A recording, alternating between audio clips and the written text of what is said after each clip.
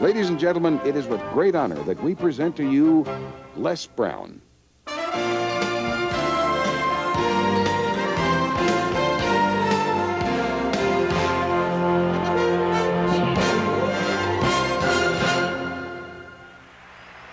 What I'd like for you to do right now, I want you to think about your dream, because I'm in a room full of dreamers.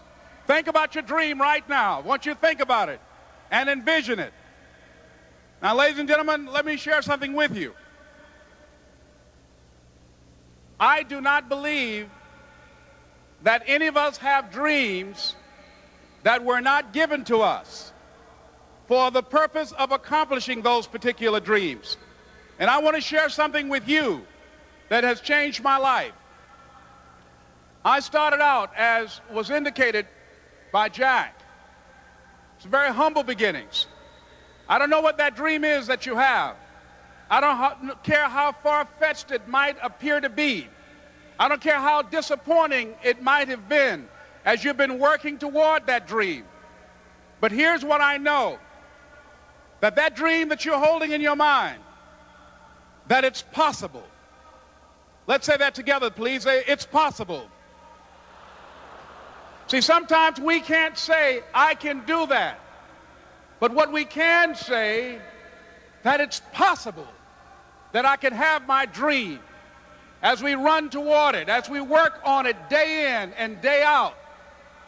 No one, ladies and gentlemen, could have convinced me when I started out just over 6 years ago, working on my dream. And I want you to think about whatever your dream is, because I was willing to take a chance. And most people won't do that. Most of the people that you talk to try and bring them into the business, these are not risk takers. Most people have done all that they're ever going to do. They raise a family, they earn a living, and then they die. But people who are running toward their dreams, life has a special kind of meaning. And here's what I will share with you, that in the process of working on your dreams, you are going to incur a lot of disappointment, a lot of failure, a lot of pain, a lot of setbacks, a lot of defeats. But in the process of doing that, you will discover some things about yourself that you don't know right now. What you will realize is that you have greatness within you. What you'll realize is that you're more powerful than you can ever begin to imagine. What you will realize is that you are greater than your circumstances, that you don't have to go through life being a victim. As Jack indicated, I was born in Miami, Florida, in an area called Liberty City, in an abandoned building on a hard linoleum floor with my twin brother. We were 6 weeks of age. We were adopted. When I was in 5th grade, I was identified as EMR, labeled educable, mentally retarded, put back from the 5th grade into the 4th grade, and stayed in that category until I got out of high school. I don't have any college training, but I met a high school teacher who one day changed my life. I was waiting on another student, and when he came in, he said to me, young man, go to the board and write what I'm about to tell you. And I said, I can't do that, sir. He said, why not? I said, I'm not one of your students. He said, it doesn't matter, follow my directions now. I said, I can't do that, sir. He said, why not? I said, because I'm educable, mentally retarded. And he came from behind his desk and he looked at me. He said, don't ever say that again. Someone's opinion of you does not have to become your reality.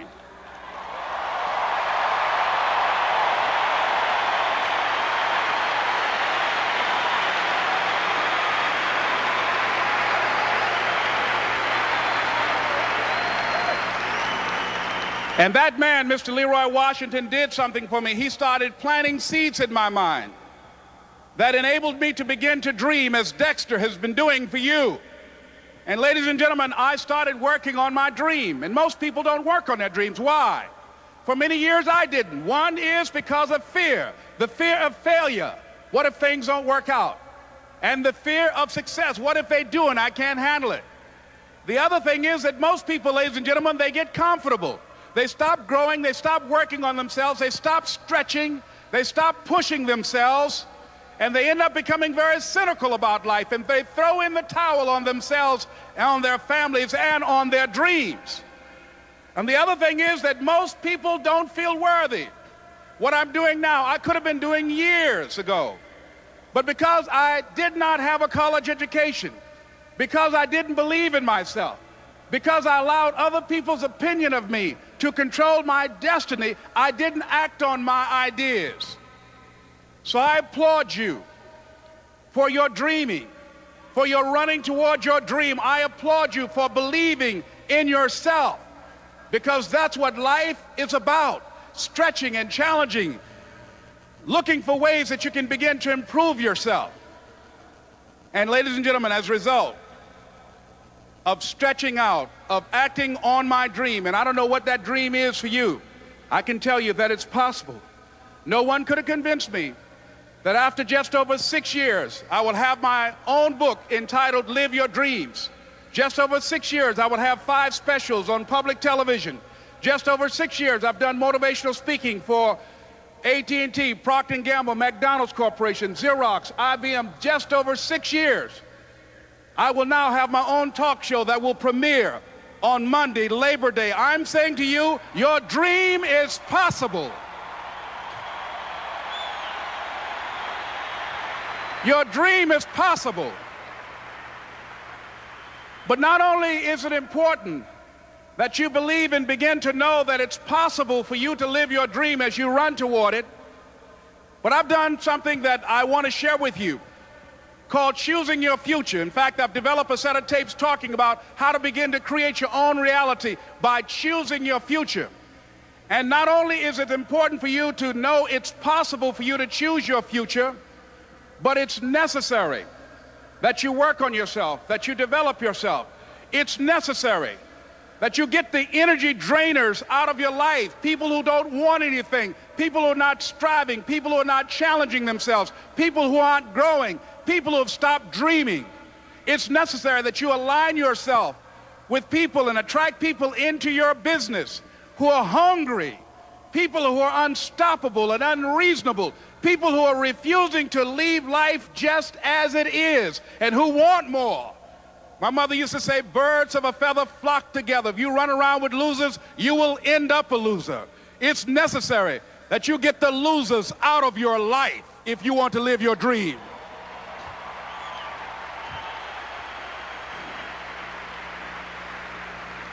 It's necessary to know that everybody won't see it, that everybody won't join you, that everybody won't have the vision. It's necessary to know that a lot of people like to complain, but they don't want to do anything about their situation, that you are an uncommon breed. You know, you have to know within yourself that I can do this. Even if no one else sees it for me, I must see it for myself. That's necessary. It's also, ladies and gentlemen, necessary that you be creative when you're working on your ideas, that you understand the importance of changing up, of readjusting your strategies. Many times we can have a great idea, but if you're not advancing it in the right way and things don't happen, you become discouraged and think the idea doesn't work. No, that's not true. It's necessary that we become creative. I remember when I was in New York walking down the street, and a guy approached me and said, "Hey, mister, can I shine your shoes?" And I said, "No, I'm in a hurry. I don't have time." I kept walking. Someone else said, "Hey, man, your shoes look clutty. May I shine your shoes?" I said, "No, I don't have time. I'm sorry, I'm busy." And I was walking fast, and many people solicited me for my business. And then finally, a young man stepped in front of me, and he said, "Excuse me." And he started counting, 97, 98, 99, 100. He said, "Sir?" I said, "Yes." He said, "Come here, please." I said, "What is it?" He said, "Today is my birthday.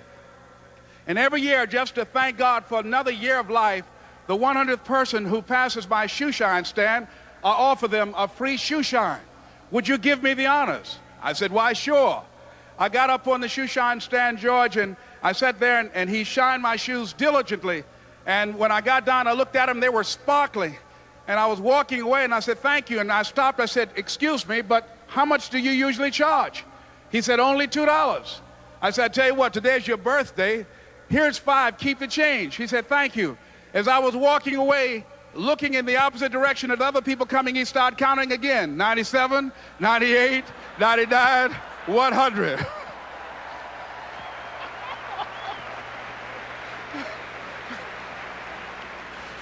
It's necessary that you be flexible, that you are always thinking of how can I improve this better. This is a customer-driven economy. It's necessary for you to always explore various ways in which you can improve the quality of service that you're providing for the people in your organization. I remember something a major company had talked about, the extra value service they were providing for their customers. And the lady who had the news conference summarized it this way. She said, "It's not our intention to satisfy our customers or to please our customers. Our intention is to amaze them." It's necessary, if you're going to compete today, that you look for ways to amaze your customers by being one of those individuals that keep your commitments, that keep your word, that's relentless. It's necessary as you work with the people that you bring into your organization, that they see that you are a good example of a person to work with because you model integrity and determination and ambition and truth and honesty and the way in which you conduct business. The next step is, that is you. That is you. That no one can do it for you but you. And even though you face disappointments, even though you will experience some setbacks, it goes with the territory. You must understand that. I remember I was playing a game with my 9-year-old son, John Leslie, and I beat him 10 straight games in a game called Connect 4. And finally, I said, "John Leslie, I'm bored. I don't want to play you anymore." And I got up. I said, "I'm ready to go to sleep now." And repeat after me, please. Let's say this together. It's not over until I win. John Leslie said, "No, you can't go now, Dad." I said, "Why?" He said, "It's not over until I win." That was his attitude. We sat down and we played several other games. And finally, after the 11th game, John Leslie won, and he got up and he yawned. And he said, "I'm ready to go to sleep now." And I'm saying to you, what if all of us took that attitude after we face a rejection and a no, or we have a meeting and no one shows up, or somebody say, "You can count on me," and they don't come through? What if we have that kind of attitude? The car's repossessed. Nobody believes in you. You've lost again and again and again. The lights are cut off, but you're still looking at your dream, reviewing it every day, and say to yourself, "It's not over until I win."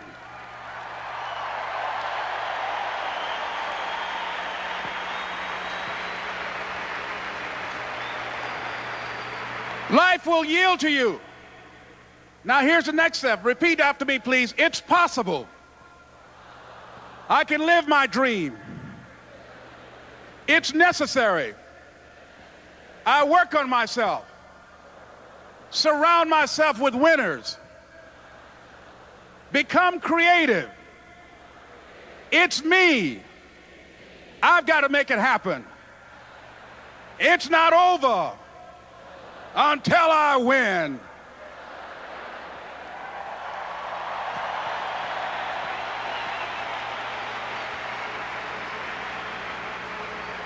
The next thing that's important to know, yes, it's possible that you can choose your future and direct the course of your life as you run toward your dream.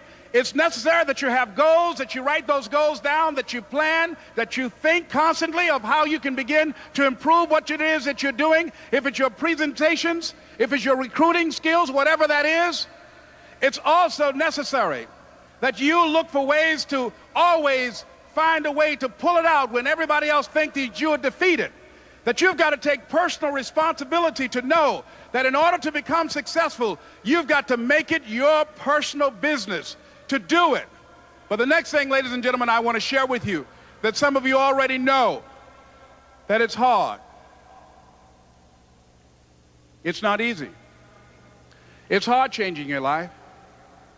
It was hard when just over 3 years ago in the Penobscot building in Detroit, Michigan, where I was operating my business, and I fell on some hard times, and I was sleeping in my office. It was hard coming into the lobby, and the security said, "Excuse me, Mr. Brown, can we see you for a moment?" And I said, "Yes." And I walked up to the counter, and he gave me an envelope. And he said, "Would you mind reading it here?" And I opened the envelope, and the envelope was from management that said, "This is an office tower. It's not a hotel. please do not sleep in your office. And I said, excuse me, sir. I said, I just work long hours in creating my business. I'm an entrepreneur. And right now, things are bad for me. But they're not going to be this way always. And I just asked for the opportunity to continue to operate like I'm doing. I'm not trying to make this my home. And it was hard coming through the lobby. And sometimes they would laugh. There's a guy talking about becoming successful. And look at him. He's bathing in the bathroom upstairs on the 21st floor. He sleeps on the floor. Him and two other dreamers up there. Look at him. It was hard, ladies and gentlemen, coming to speak to people.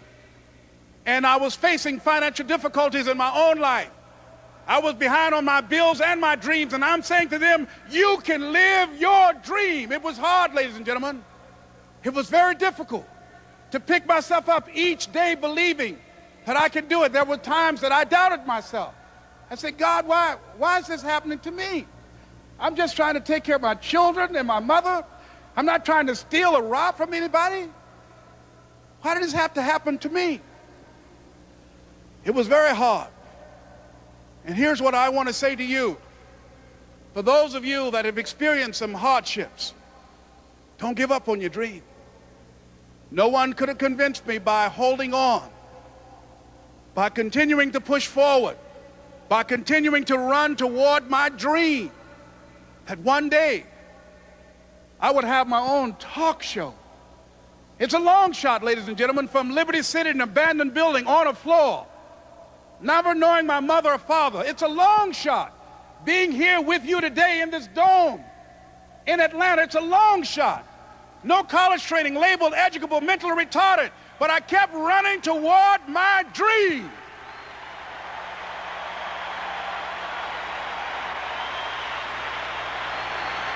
Don't stop.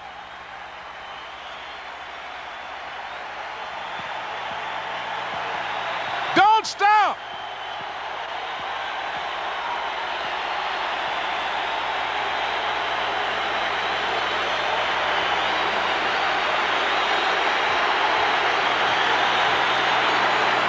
Don't stop running toward your dream.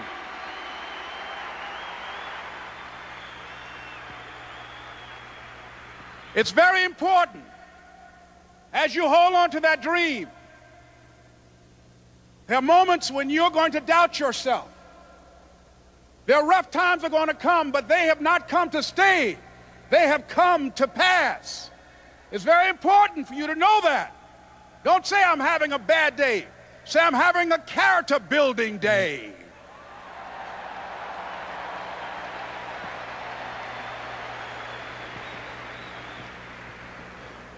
It's very important for you to believe that you are the one to make this happen. I remember this high school teacher, Mr. Leroy Washington, at the end of school one June, it was just a few days before we were supposed to leave, and I just got my report card, and it indicated that I'd failed history, and I'd failed English, and I would have to go to summer school. And I was feeling within myself that I was a failure, that I'm slower than most people in getting paperwork, and I was feeling down on myself and very negative. And Mr. Washington was giving a speech to the graduating seniors, and I was in 11th grade. And even though I wasn't supposed to be in there, I went in there because the speech he was giving, that speech was for me. And as he talked, my heart began to beat fast. Tears began to run down my eyes, and I was in the back just listening to him because he said, and he was a very dramatic man. I still talk to him to this day. He said, as graduating seniors of Booker T. Washington High School, I want you to know that you're blessed and highly favored, and that as you go toward the future, begin to know that you have greatness within you. And if just one of you here begin to envision yourselves as being blessed and highly favored to reach your goals, if just one of you capture the essence of what that means, that you have greatness within you and a responsibility to manifest that greatness, That you can make your parents proud, you can make your school proud, you can touch millions of people's lives, and the world will never be the same again because you came this way. And the students gave him a rousing standing ovation. And as he left the auditorium, I ran down the steps and I caught him in the parking lot. I said, "Mr. Washington?" He said, "Yes." I said, "Do you remember me, sir?" He said, "No." I said, "My name is Leslie Brown. My mother, she works in the cafeteria here. I'm one of the twins, Leslie and Wesley." I said, "Mr. Washington, but you know, I got these big dreams. You know, I like talking to people. I love people." I said, I want to work with people, and I got this dream of buying my mama a home. Could I do that, Mr. Washington?" He said, "It's possible, Mr. Brown." And as he walked away, I called him again. I said, "Mr. Washington?" He said, "What do you want now?" I said, "I'm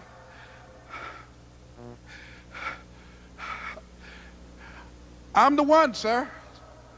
I said, "I'm the one. You remember me, sir. I'm Miss Mamie Brown's boy. I'm the one. I'm the one."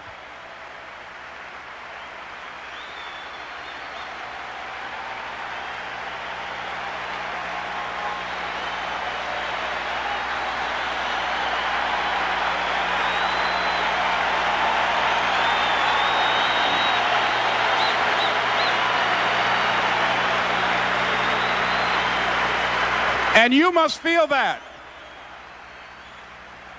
that's why you're here, because you are the one. And I remember when PBS first played one of my specials called "You Deserve" one Sunday afternoon in Miami, Florida. I had some friends call him to tell him to tune in. And he watched the program. He called me in Detroit, and I answered the phone. I said, "Hello." He said, "May I speak to Les Brown, please?" I said, "Who's calling?" He said, "You know who this is." I said, "Oh, Mr. Washington, it's you." He said, "You were the one, weren't you?" I said, "Yes, sir." He said, "And you were so crazy." I said, "I know, but I'm rich now."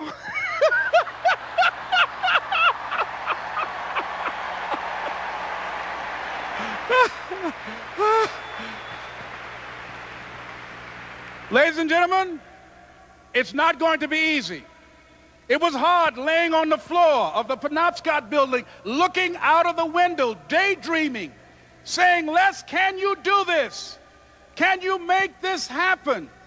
I used to listen to tapes day in and day out about "See You at the Top," my great friend Zig and Dennis Waitley and different other motivational speakers, and Dr. Norman Vincent Peale and Dexter saying, "Don't let nobody steal your dream." I used to ask myself, can I do this?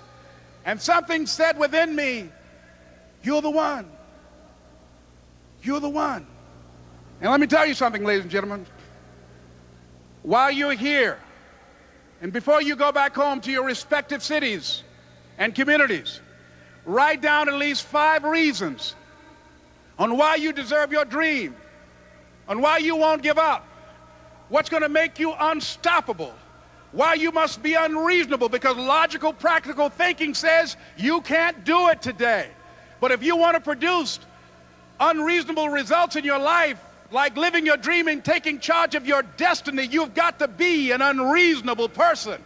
You've got to be an uncommon person. So write down the reasons of why you're here. My first major goal was to buy my mother a home. And let me tell you something, ladies and gentlemen. What will reasons do, Les? Nietzsche said, if you know the why for doing, you can endure almost anyhow. What do you mean by that? If you know why you're doing something, when the hard times come, and they're going to come, when the disappointments and the rejections come, and they're going to come by the truckloads, your reasons will be your rod and staff to comfort you, to pick you up. Once again, I got a saying on one of my tapes: if life knocks you down, try and land on your back, because if you can look up, you can get up. Let your reasons get you back up.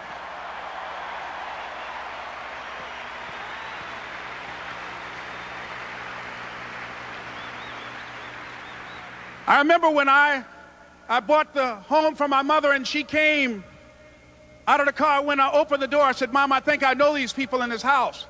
That was my first major goal. And then I couldn't conceal it anymore. I said, Mom, I got this for you. And as she went from room to room, looking at the house and saying, thank you, Jesus. Thank you, Lord. No one ever could have convinced me that this could have happened to me. And she looked at me and she said, Leslie, and you caused me so much problems as a boy. You were always into stuff. She said, no one could have convinced me that day when I walked in that house and this lady was holding you and your brother. And she said, ma'am, I want you to promise me 2 things. And she said, what is it? She says, 1, promise me that you won't separate them. She said, I want them raised together. I want them to know each other. I got pregnant while my husband was away in the war, and I can't keep them. Promise me that you won't separate them. She said, I promise I won't. I've never had children. I promise I won't separate them. And she said, promise me that you'll never tell them about who I am, because if my husband ever found out, he would kill me. She said, I promise. And she said that she gave them to us, and she kind of cried, and she was walking out the door, and she looked at my adopted mother. She said, remember, don't you separate them. She said, I swear to God, I won't separate them. I'll keep them together. And she said, as I held y'all in my arms, I never had any children of my own. I didn't know how I was going to do it, but I knew with the help of God, I will do it. And ladies and gentlemen, my mother had a dream of having children and raising us. She didn't know how she was going to do it. You're going to be just like that. And some of you are already there. Well, you don't know how you're going to make this happen, but you just feel within yourself some way, somehow, with the help of God, I'm going to make it happen. Repeat after me, please. No matter how bad it is, or how bad it gets, I'm going to make it. I'm going to make it.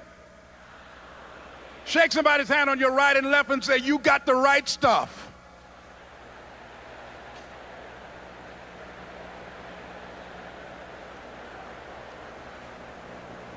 So yes, it's possible for you to live your dream. It's necessary that you associate with winners, that you work your system, that you are relentless, that you never give up. It's you. You've got to take personal responsibility. You've got to make it your personal business to make it happen. And you've got to resolve within yourself that I can do this, that it's hard, but you've got to say, I'm the one. I'm the one to make this happen. I'm the one to become successful in this business. As you work to help other people to become successful, that feeds your success. But you know it's going to be hard, but find out what will make it worth it for you. I told Mr. Washington I wanted to become a disc jockey. Someone asked me to tell this story. And he said, Les Brown, he said, if you want to do anything worthwhile in life, you've got to be hungry. And so I started working to develop myself. He said, I want you to practice every day being a disc jockey. I said, but I don't have any job now. He said, it doesn't matter. He said that it's better to be prepared for an opportunity and not have one than to have an opportunity and not be prepared. So every day I was working to develop myself. And that's what you must do. And as I was working to develop myself, I applied for a job as a disc jockey, WMBM on Miami Beach. I went to a guy named Milton Butterball. I said, how you doing, Mr. Butterball? I'd like to get a job as a disc jockey. He looked at me, he said, you have any broadcast background? I said, no, sir, I don't. You have any journalism background? I said, no, sir, I don't. He said, we don't have any jobs available. I said, yes, sir. I went back to Mr. Washington and I told him. He said, don't take it personally. He said, most people are so negative, they will have to say no 7 times before they say yes. He said, go back again. So I went back again. I said, how you doing, Mr. Butterball? My name is Les Brown. He said, I know what your name is. What do you want? I said, I'd like to know whether or not you have any jobs at disc jockey, sir. He said, didn't I just tell you yesterday we didn't have any jobs? I said, yes, sir, but I know whether or not somebody got laid off or somebody was fired, sir. He said, no one was laid off or fired. Now get on out of here. I came back the next day. Hello, Mr. Butterball, how are you? He said, fine, what do you want now? I said, I'd like to know whether or not you got any jobs, sir. didn't I tell you the last 2 days we didn't have any jobs? I said, yes, sir, but I don't know whether or not somebody got sick or somebody died, sir. He said, no one got sick or died. Now don't come back here and throw me out again. I came back the next day like I was seeing him for the first time. I said, hello, Mr. Butterball, how are you? He looked at me with rage. He said, go get me some coffee. I said, yes, sir.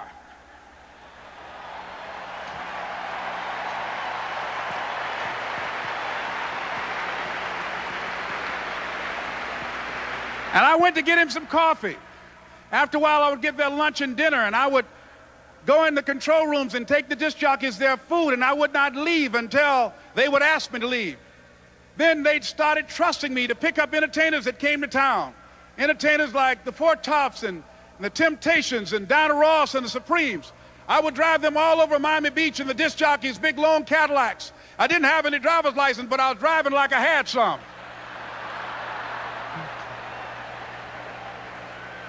And one day, one Saturday afternoon, while I was at the radio station, a guy named Rock was drinking while he was on the air.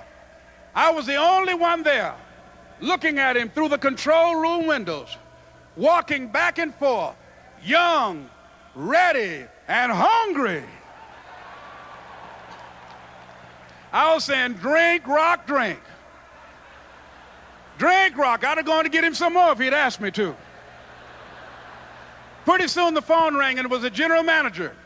And I answered the phone. I said, hello? He said, Les, this is Mr. Klein. I said, I know. He said, Rock can't finish his program. I said, I know. He said, would you call one of the other DJs in? I said, yes, sir. I hung the phone up. I said, now he must think I'm crazy. I called my mom and my girlfriend, Cassandra. I said, y'all turn up the radio and come out on the front porch. I'm about to come on the air.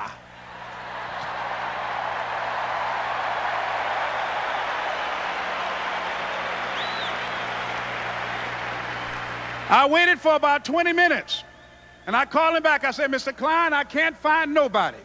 He said, young boy, do you know how to work the controls? I said, yes, sir. He said, go in there and don't say nothing here. I said, yes, sir.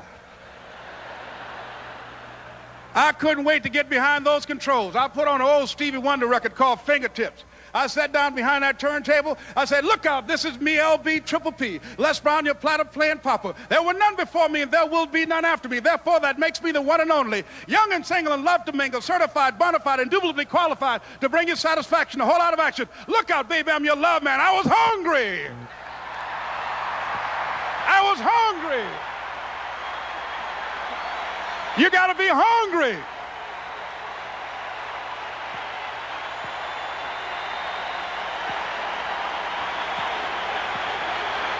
You got to be hungry.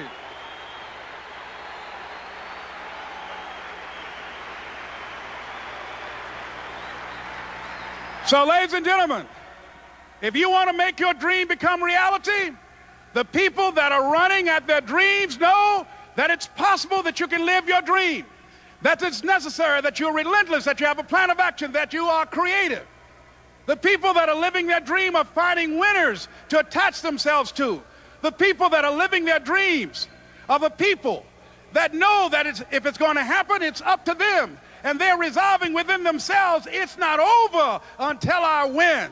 The people that are running after their dream know they're going to have hard times. They keep on running because they're saying within themselves, I'm the one, no matter how bad it is or how bad it gets, I'm going to make it. The people that are running after their dreams are the people that are hungry. Shake somebody's hand on your right and left and say, you got to be hungry.